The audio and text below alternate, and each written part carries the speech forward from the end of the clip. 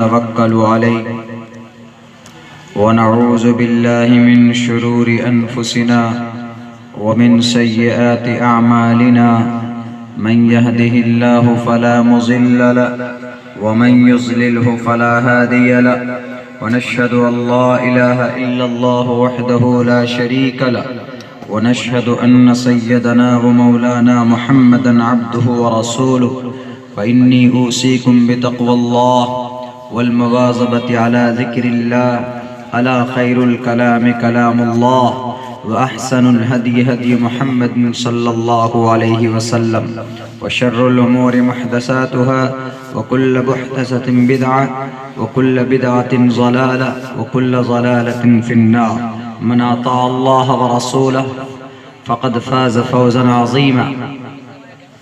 क़ाल अल्लाहु तबारक व तआला फ़िल क़ुरआनिल मजीद क़ुल या अहलल किताबि तआलौ इला कलिमतिन सवाइन बैनना व बैनकुम अल्ला नअबुद इल्लल्लाह व ला नुश्रिक बिही शैअन व ला यत्तखिज़ बअज़ुना बअज़ा।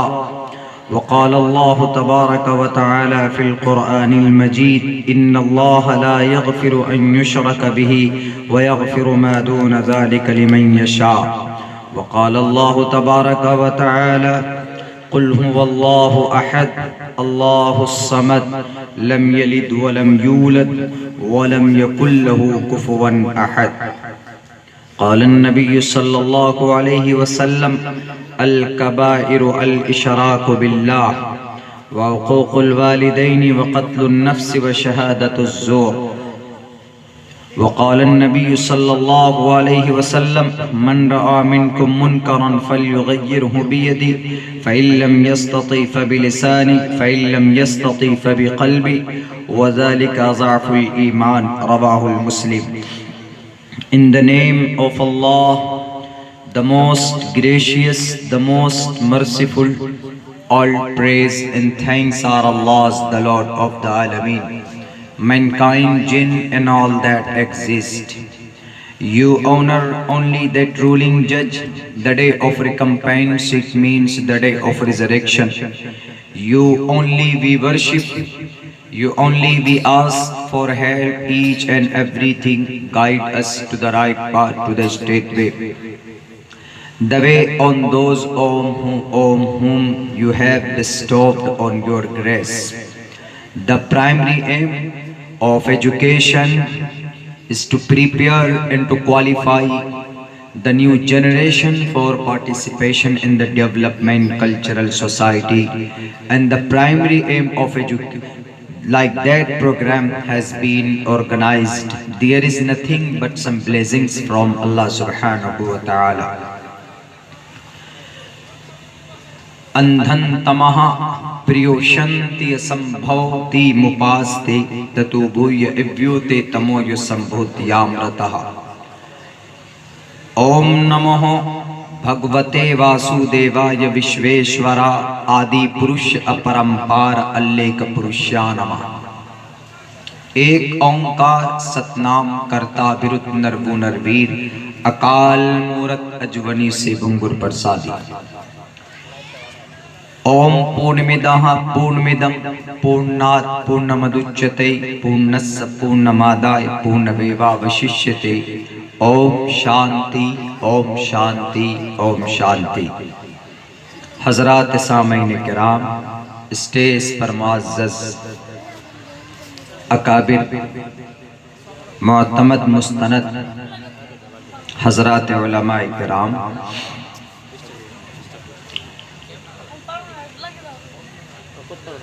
करीब में समाज के हमारी माएँ और बहनें और इस समाज के दूर दराज से तशरीफ लाए हुए हमारे नौजवान साथियों, मोहम्मदपुर के इस बस्ती, इस गांव के नौजवान कमेटी और बड़े बड़े बूढ़े उम्र दराज लोगों की सरपरस्ती में ये जलसा मुनाकिद किया गया है।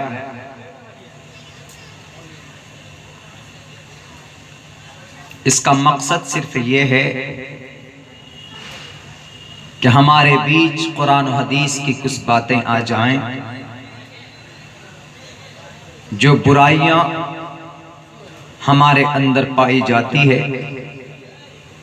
हम उन बुराई को जान सकें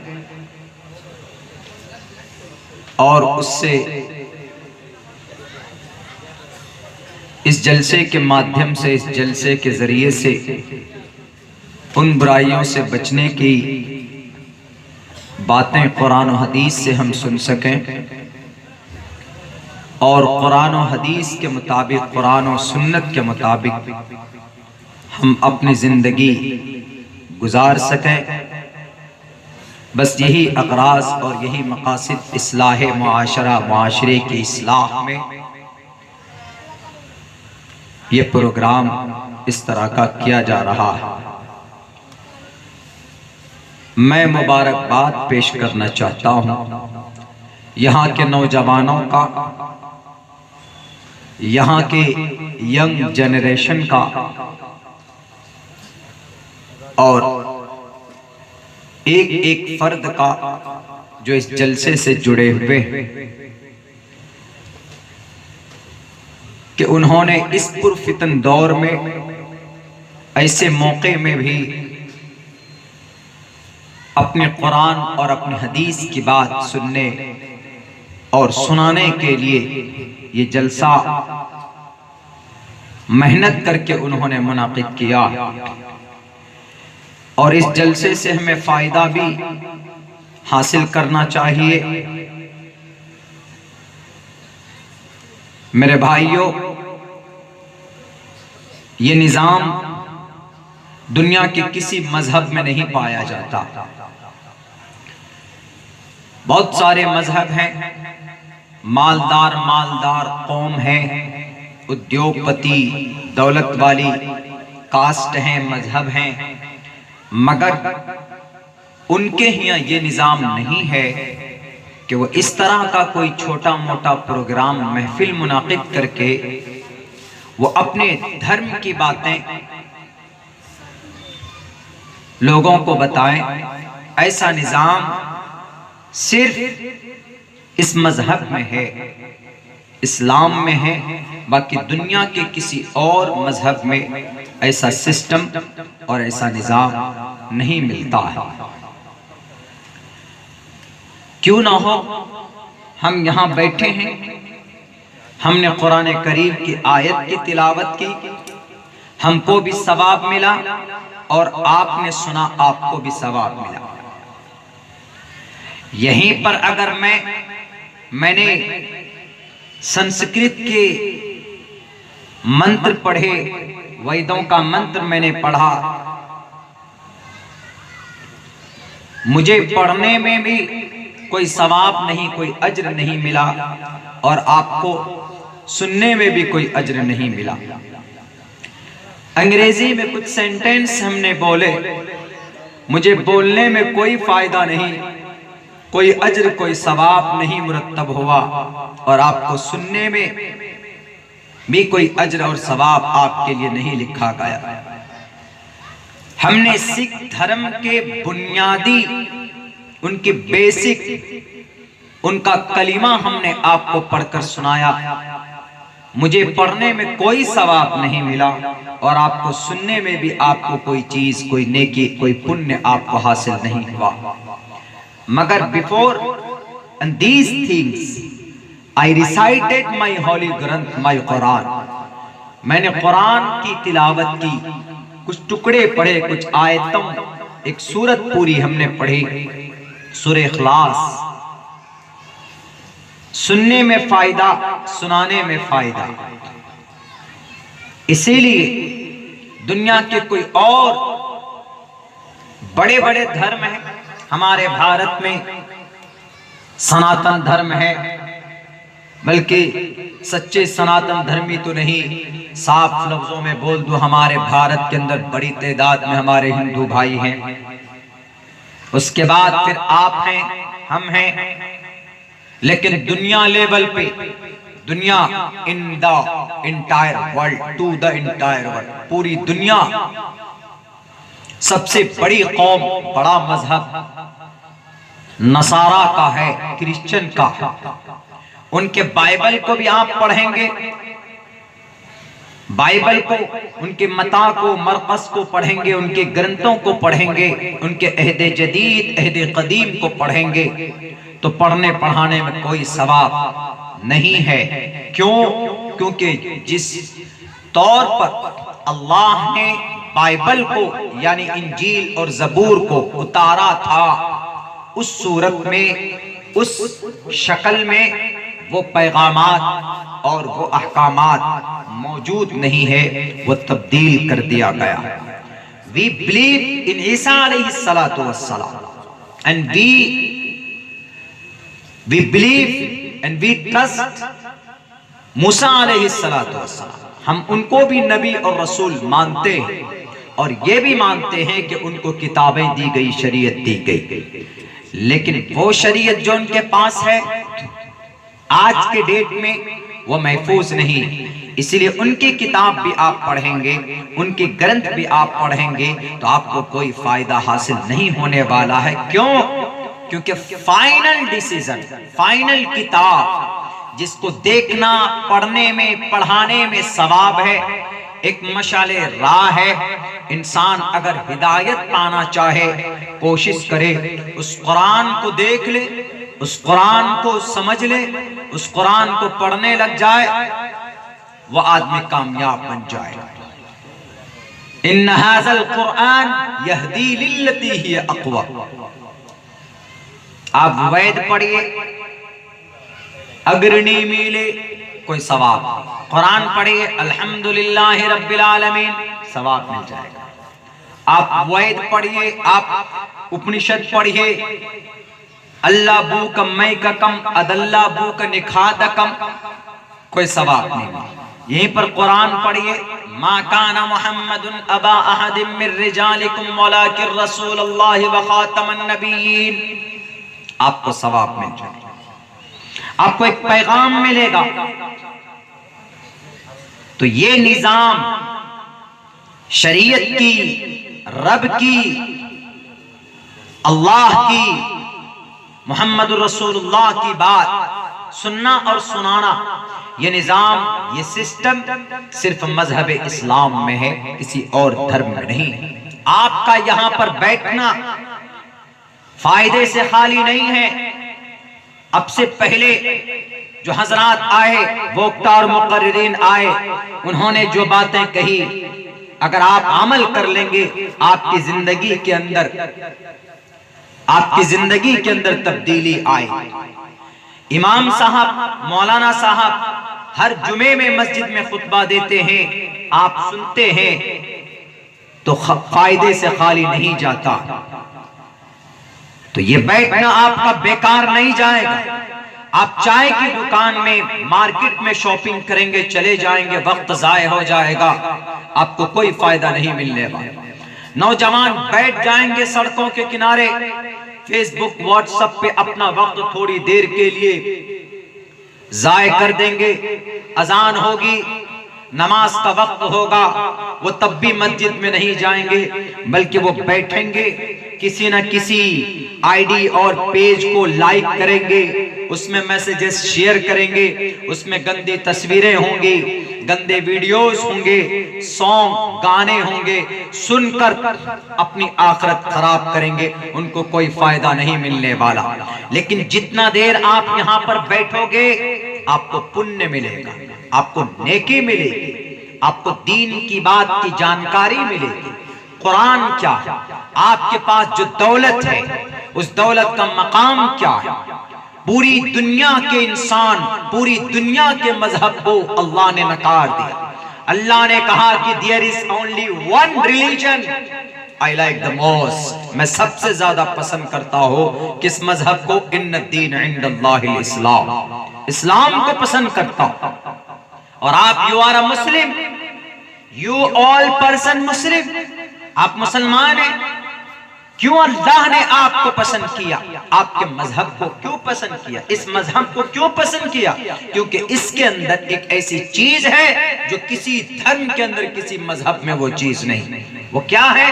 वो एक अल्लाह को मानना, किसी और मजहब में नहीं। जैन, बौद्ध, क्रिश्चियन, कन्फ्यूशनिज्म, ब्रह्मनिज्म, शूद्र, क्षेत्रीय, दुनिया में जितने भी मजहब हैं, किसी भी मजहब को उठाकर देख लीजिए, कहीं ना कहीं एक ईश्वर का कॉन्सेप्ट है, मगर फिर भी उसमें कुछ ना कुछ घोटाला है, उसमें कुछ ना कुछ गड़बड़ी है, प्योर नहीं मिलेगा। क्रिश्चियन जहां 3 खुदा का कॉन्सेप्ट है, उसी क्रिश्चियन में एक फिरका है सुल्तानिया फिरका। उस फिरके का कहना है कि we believe in one God.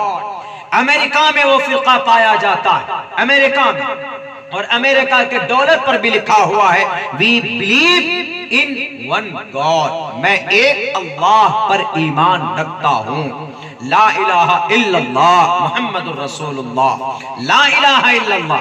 वो भी मानता है इस बात को, लेकिन कहीं ना कहीं गड़बड़ी है।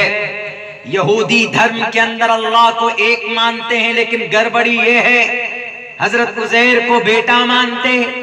वकालतिल यहूद, यहूदियों ने कहा, वकालतिल यहूद उज़ैर इब्नुल्लाह, उज़ैर अल्लाह का बेटा है, son of God. Uzair he is a son of God. गड़बड़ी है, प्योर नहीं है, क्लियरिफाई नहीं है। Therefore they are disbeliever, pagans, मुशरिक। बहुत बड़ा गुनाह है शिर्क। इस वजह से अल्लाह ने दूसरी कौमों से आपको अलग रखा। क्रिश्चियन 3 खुदाओं को मानते, जोडाइज्म अल्लाह का बेटा हजरत उज़ैर को मानते हैं, और आवाज था शुएब अलैहिस्सलाम की कौम मजूसी आग को अपना परमात्मा मानते। भारत के अंदर भी अलग अलग खुदाओं परमात्माओं का अकीदा है, कॉन्सेप्ट है। आप चले जाएं किसी और धर्म को उठा लें, कन्फ्यूशनिज्म किसी खुदा को ही नहीं मानते।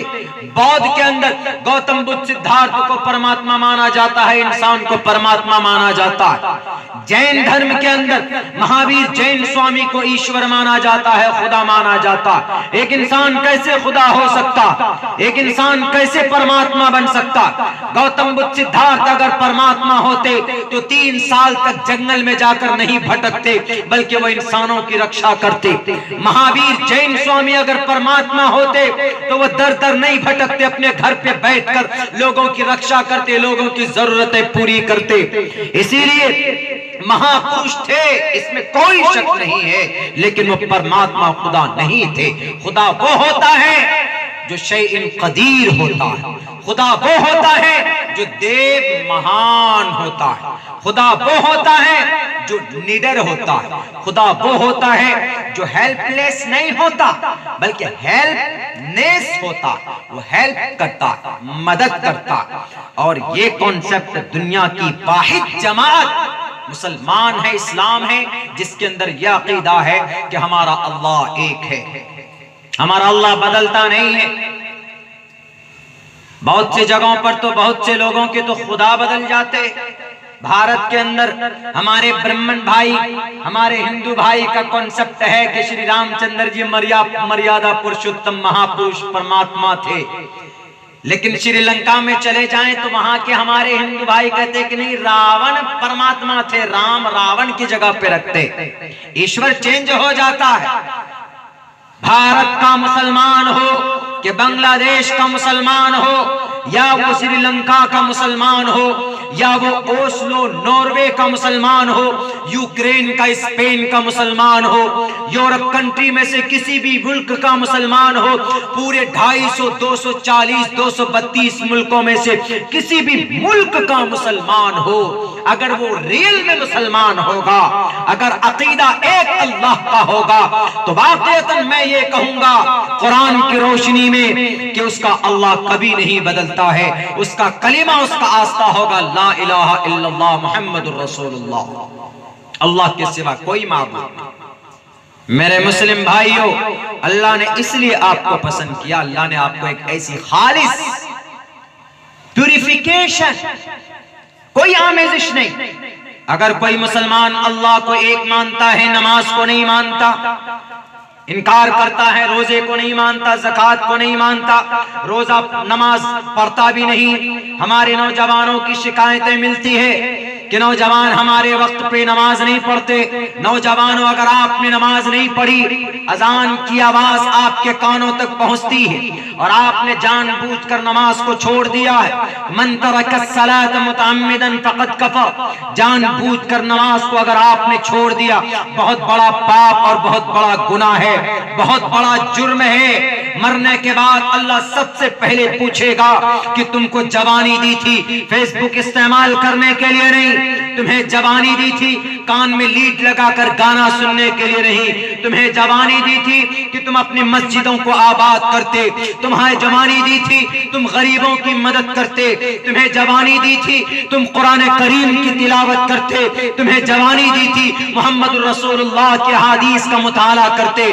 तुम्हें जवानी दी थी तुम अपने समाज के अंदर अच्छा काम करते, जुल्म के खिलाफ आवाज बुलंद करते। तुम्हारी जवानी कहाँ गई?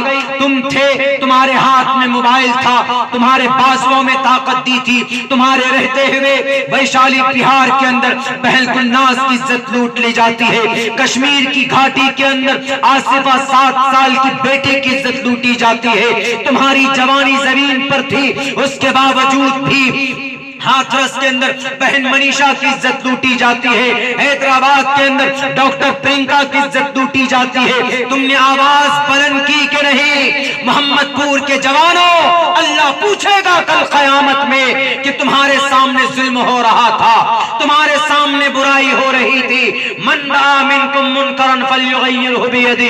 अल्लाह के नबी कहेंगे मैं तो पैगाम देकर आया था कि अगर किसी बुराई को देखो तो हाथ से रोकने की कोशिश करो, अगर कोई नेता घोटाला करता है तो उसके हाथ को पकड़ लो, अगर कोई जालिम जुल्म करता है तो उसको रोकने की कोशिश करो, उसके हाथ को पकड़ लो, अगर नहीं हाथ से पकड़ने की ताकत है तो उसको अपनी जुबान से कहो you are going to the wrong way, तुम गलत जा रहे हो, तुम्हारा ये काम गलत है, उसको समझाने की कोशिश करो, उसकी भी ताकत नहीं रखते हो तो दिल के अंदर बुरा समझो कि ये जो हुआ है ये बुरा है। आपकी जवानी के बारे में सवाल होगा, that time what will you do, क्या करेंगे उस वक्त?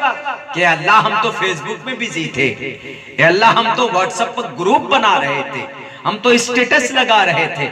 नहीं मेरे नौजवानों, बड़ा तबीयत बड़ी खुश हुई कि पता चला कि मोहम्मदपुर की इस बस्ती, इस गांव के अंदर नौजवान कमेटियों ने मुतहर्रिक होकर इस प्रोग्राम को किया। जिस कौम में जवान जाग जाए वो कौम तरक्की की तरफ जाने लगती हमेशा से। तो जो दौलत अल्लाह ने हमें और आपको दी, इसकी कीमत और इसकी अहमियत हमारे दिलों में होनी चाहिए। उसका तकाजा सबसे पहले क्या है? एक पहली बात तो ये कि our concept should be pure, हमारा अकीदा पहली बात मुसलमान है, मुसलमानों की तरह अकीदा होना चाहिए, वो डुलमुलिया अकीदा नहीं होना चाहिए कि थोड़ी कोई दिक्कत परेशानी आई तो चले गए किसी और के दरबार में भी उनसे मांगने लग गए, उनसे मन्नतें मांगने लग गए। नहीं मेरे मुसलमान भाइयों, ये गुनाह है, ये बहुत बड़ा पाप है, ये शिर्क है। और शिर्क इतना बड़ा गुनाह है, इतना बड़ा गुनाह है कि कुरान के साथ साथ में वेदों में भी मना किया गया, बाइबल में मना किया गया, उपनिषद में मना किया गया, पुराण में मना किया गया। बाइबल में तो यूं कहा, न देवा मुरच्चलाम या न कास्ते विदिते द्यो न पाषाणे न मुर्नमे भावुहि देवस्तस्मादु भावुहि कारणम। उपनिषद में कहा गया कि अगर कोई आदमी अल्लाह को छोड़कर मट्टी को खुदा मान लेता है, अगर कोई आदमी अल्लाह को छोड़कर सूरज को देखता है तो सूरज के सामने सर झुकाता है, अगर कोई आदमी हवा को पूजता है, अगर कोई आदमी बिजली को पूजता है, तो ईश्वर कहता है कि अंधन तमहा, नरक में चला जाएगा वह आदमी, जहन्नम में चला जाएगा वह आदमी जो आग को, हवा को, मट्टी को, पानी को अपना खुदा मान ले। आप कहेंगे कि जनाब हम तो किसी अल्लाह के वली का इंतकाल फरमा गए, अब उनकी कब्र पर जाकर हम अपने मुकद्दस पेशानी को अगर झुका लें तो क्या है, झुका सकते हैं कि नहीं झुका सकते? Not allowed to go down your head किसी spiritual to the any kind of a spiritual person, किसी भी अल्लाह के वली के सामने में अपने मुकद्दस पेशानी को झुकाने के अलाउ नहीं। अल्लाह ने साफ लफ्जों में कहा, उदऊनी अस्तजिब लकुम, मुझसे पुकारो, मैंने I created you, you know I made the whole world, पूरी दुनिया को मैंने बनाया, पानी के कतरे से बनाया, तुम्हें तबाह कर सकता हूं, चुटकियों में मसल सकता हूं। आज लोगों के पास दौलत आ जाती है तो इतराते हैं, मैं उद्योगपति हूं, मैं बन गया, कुर्सी पर बैठ गया, अब जो चाहूं वही करूंगा। इस गुमान में मत रहना, दुनिया के जालिमों, गरीबों पर जुल्म करने वालों, किसानों पर अत्याचार करने वालों, मजलूमों को परेशान करने वालों, बहुत बड़े बड़े आए चले गए। हिटलर आया था, 6 करोड़ लोगों को गैस के चैम्बर में डालकर उनको तड़पा तड़पा कर मारा था, लेकिन एक दिन ऐसा आया कि उसको मरने के लिए अपना कमरा घर नसीब नहीं हुआ, बाथरूम टॉयलेट में जाकर के अपने सर को घुसेड़ घुसेड़ कर मर गया। क्यों जलील हैं हम? क्योंकि हमने ईमान की अहमियत को, कुरान की अहमियत को, अपनी शरीयत की अहमियत को we still that we didn't recognise, हमने पहचाना नहीं, समझा नहीं।